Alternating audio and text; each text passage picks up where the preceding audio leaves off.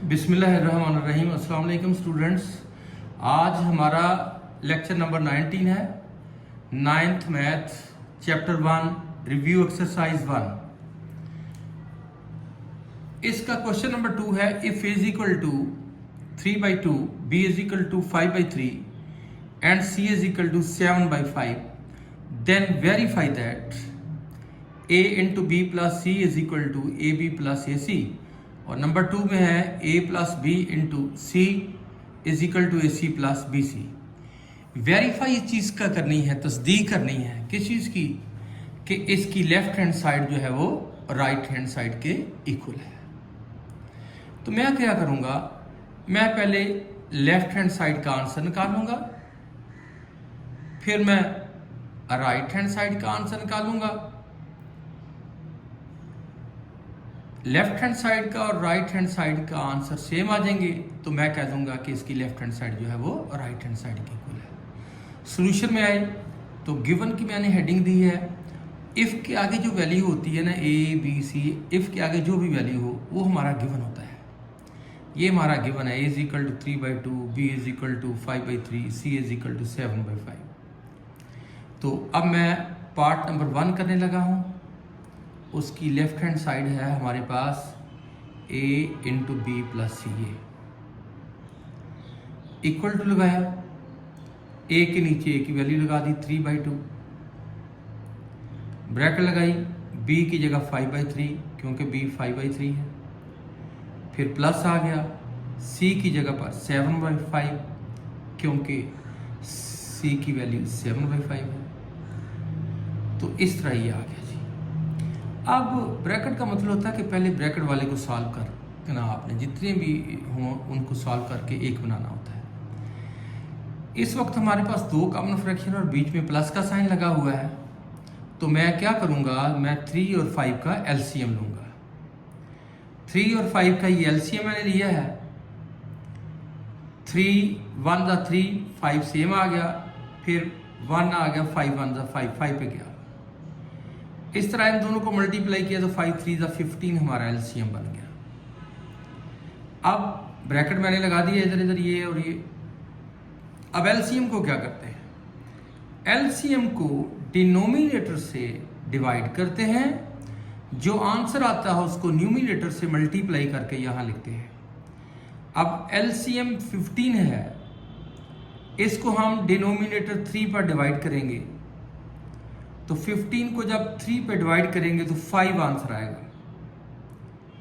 5 जो आंसर आएगा उसको न्यूमिनेटर 5 से मल्टीप्लाई करेंगे तो 5 5 ज़ा 25, यहाँ इसके नीचे 25 आ जाएगा। ये एलसीएम की लाइन इसको बोलते हैं। बीच में आ गया प्लस। अब एलसीएम 15 को डिनोमिनेटर 5 पे डिवाइड करना है।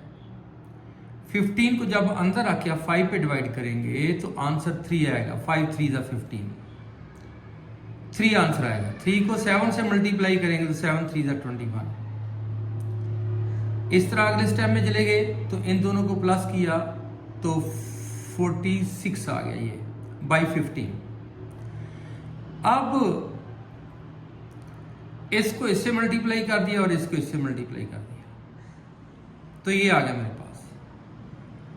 अब 6 के टेबल से ऊपर नीचे कैंसिल हो रहे हैं, 6 के टेबल से ऊपर और नीचे आप डिवाइड कर सकते हैं 6 से। तो 6 से जब करेंगे तो 6 2 ज़ा 12, कैरी 1, 6 3 ज़ा 18 और 6 5 ज़ा 30। 6 से कैंसिल करने के बाद 23/5 आ गया है। ये हमारी लेफ्ट हैंड साइड का आंसर आ गया, इसको एरो लगाकर नंबर 1 कह देना। अब राइट हैंड साइड का answer A B plus A C. Right hand side is equal to A B plus A C, ये वाली साइड। इसका आंसर भी वही आना चाहिए 23/5।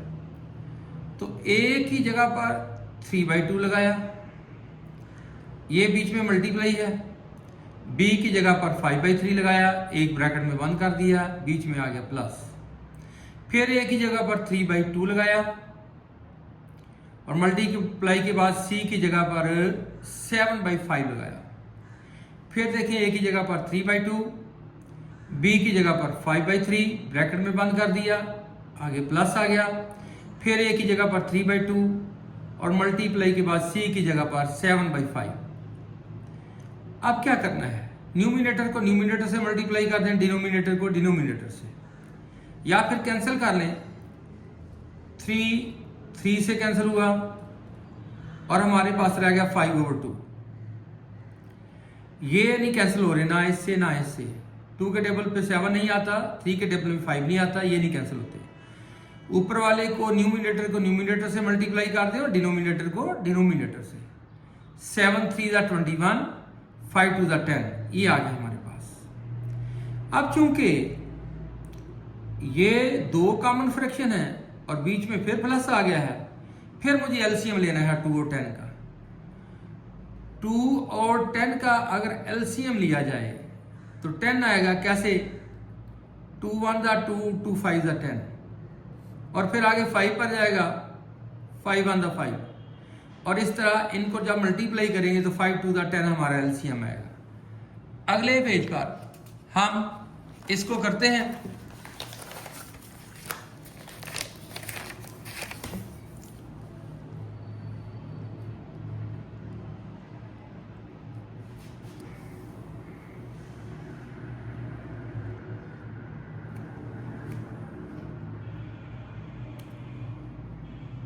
तो स्टूडेंट ये 10 एलसीएम की लाइन लगाई, 10 एलसीएम आया।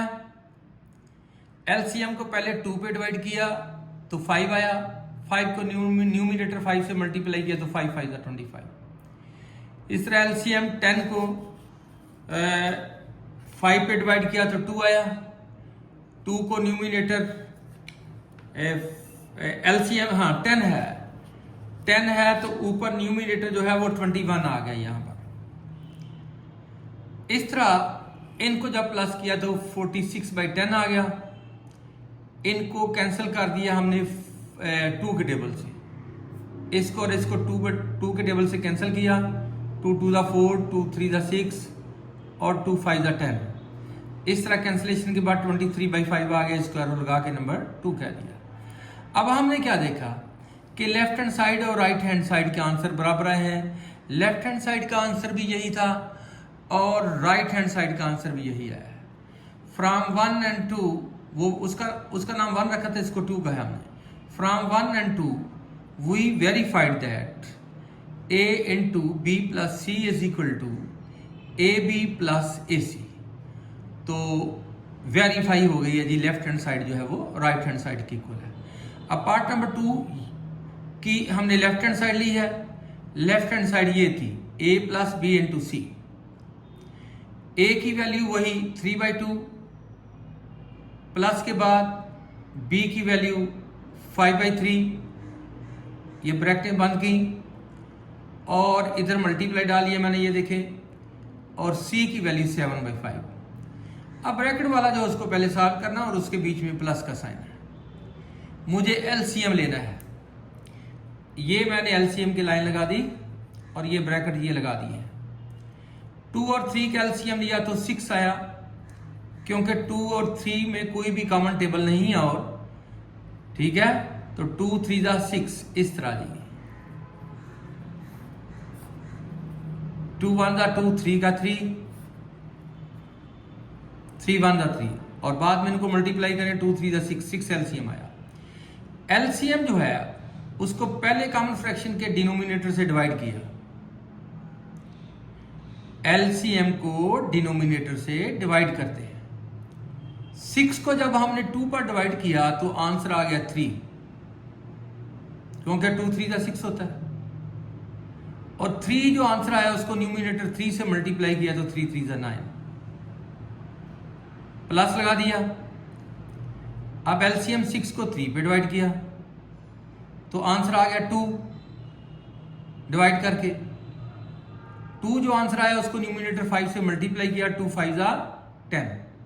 इस तरह ये 19/6 आ गया है। 2 कॉमन फ्रैक्शन का एक कॉमन फ्रैक्शन बन गया है, लिहाजा ये वाली ब्रैकेट जो थी ये खत्म हो गई है, 19/6 आ गया है, और मल्टीप्लाई के बाद 7/5। अब 5 और 19 कैंसिल नहीं होते, 6 और 7 भी कोई किसी टेबल से कैंसिल नहीं होते। ऊपर वाले को ऊपर मल्टीप्लाई करेंगे, 19 7 जा 133 होता है और 6 5 जा 30। तो इस तरह ये हमारी लेफ्ट हैंड साइड का आंसर आ गया, इसको एरो लगाकर नंबर 1 कह दिया। अब हम राइट हैंड साइड का आंसर लेंगे। राइट हैंड साइड है हमारी AC प्लस BC, उसका आंसर भी यही आना चाहिए 133/30। A की वैल्यू 3/2, यहां मल्टीप्लाई है, C की वैल्यू 7/5, ब्रैकेट बंद कर ली, प्लस लगा दिया और आगे ब्रैकेट लगा के B की जगह पर 5/3 और मल्टीप्लाई C की जगह पर 7/5। इसको न्यूमिनेटर को न्यूमिनेटर से मल्टीप्लाई किया, डिनोमिनेटर को डिनोमिनेटर से। 7 3 जा 21, 5 2 जा 10, ये प्लस आ गया, 7 ये कैंसिल हो रहे हैं, 5 5 से कैंसिल हो गया, तो यहां हमारे पास रह गया 7/3। फिर वही बात कि बीच में चूंकि प्लस लगा हुआ है, ये भी फ्रैक्शन है, ये भी फ्रैक्शन है, तो एलसीएम लेना पड़ेगा 10 और 3 का। 10 और 3 में चूंकि कोई भी टेबल कॉमन नहीं है, तो एलसीएम जो आएगा दोनों को मल्टीप्लाई करके आ जाएगा, 10 3 जा 30। ये मैंने एलसीएम की लाइन लगा दी, 10 और 3 का एलसीएम आ गया 30। अब एलसीएम को क्या करना जी, दोबारा सुने। एलसीएम को पहले कॉमन फ्रैक्शन पहले वाला लें, एलसीएम को डिनोमिनेटर से डिवाइड करते हैं, एलसीएम को डिनोमिनेटर से डिवाइड करते हैं, जो आंसर आता है उसको न्यूमिनेटर से मल्टीप्लाई करके यहां लिख देते हैं। 30 को मैंने 10 पे डिवाइड किया, 3 आ गया, और 3 को 21 से मल्टीप्लाई किया तो 63 आ गया, प्लस आ गया बीच में।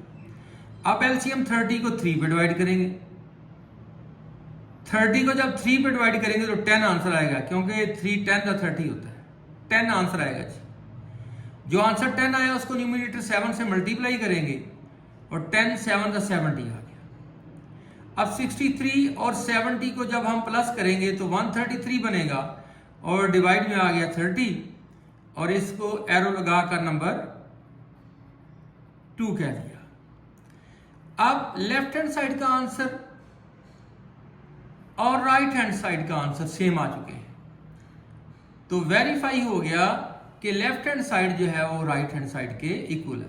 From 1 and 2 we verified that left hand side is equal to right hand side. इस तरह स्टूडेंट्स आज का ये लेक्चर खत्म होता है। आपसे रिक्वेस्ट है कि मेरे चैनल को लाइक करें, शेयर करें, सब्सक्राइब करें और बेल आइकन को भी प्रेस करें ताकि तमाम नई वीडियोस आप तक पहुंच सकें और आप उनसे मुस्तफ़ीद हो सकें। Thank you so much.